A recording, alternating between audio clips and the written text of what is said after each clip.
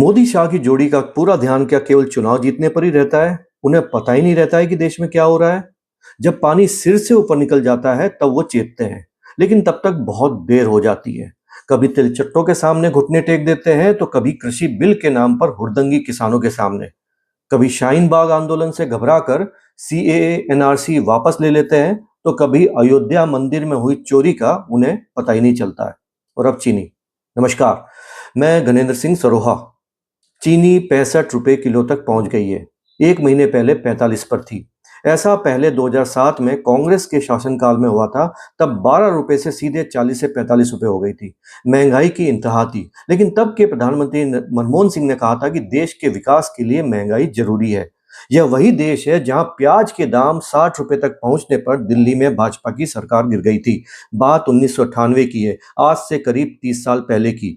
आप भी कहोगे कि कहाँ के गड़े मुर्दे उखाड़ रहा है। यह गड़े मुर्दे नहीं है, यह हकीकत है जो आपको और आज की जेन जी और जेन अल्फा को पता होना चाहिए कि कैसे प्याज और चीनी जैसी बहुत जरूरत की रसोई की चीजों से सरकार तक गिर जाया करती है। लेकिन मोदी शाह को शायद इससे फर्क ही नहीं पड़ता है। उनका सारा ध्यान रेल सड़क पुल बनाने पर है, राष्ट्रवाद, हिंदुत्व और सरकारी योजनाओं के लाभान्वितों तक ही है। रोजमर्रा की तिलचट्टों, चीनी, पेट्रोल जैसी चीजों से उन्हें कोई फर्क ही नहीं पड़ता है। इधर जनता में बवाल है। चीनी 45 से 65 क्यों हुई, वो कोई बहाना नहीं सुनना चाहती है। उसका साफ कहना है कि मोदी सरकार 100 दिन में महंगाई कम करने का वायदा करके आई थी और उसी ने जनता की कमर तोड़ दी है।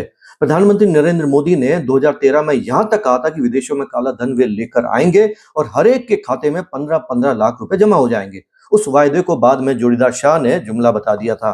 बाबा रामदेव 40 रुपए में पेट्रोल की दरें लाने की बात कर रहे थे। वो बातें भी हवा हवाई हुई।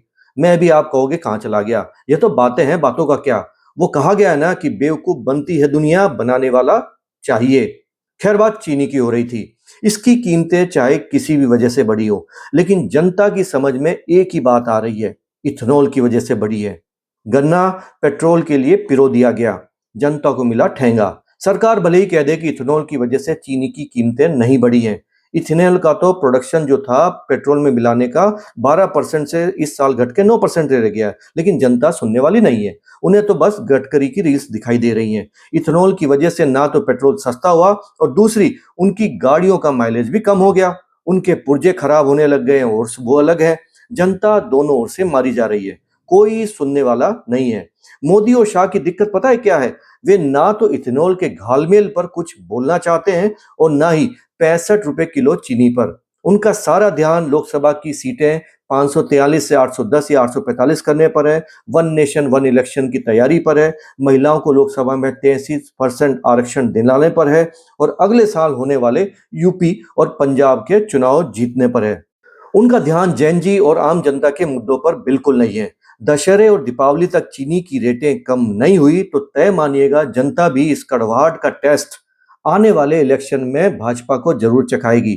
लेकिन समस्या यह है ना कि अभी कोई निकट भविष्य में इलेक्शन है ही नहीं, इसलिए मोदी और शाह चुपचाप शांति से बैठे हैं कि यूपी चुनाव और पंजाब उत्तराखंड के इलेक्शन आते आते जनता खुद ही इसे भूल जाएगी या फिर 65 रुपए किलो चीनी और इथेनॉल के गड़बड़ झाले की हैबिचुअल हो जाएगी। जय हो बाबा की। तो आज की चीनी यहीं तक। वीडियो आपको कैसा लगा? पसंद आया तो लाइक और सब्सक्राइब जरूर कीजिएगा, नहीं तो कोई बात नहीं, फिर अगली बार और कोई मुद्दा लेकर आपके सामने आएंगे। नमस्कार, जय हिंद, जय भारत।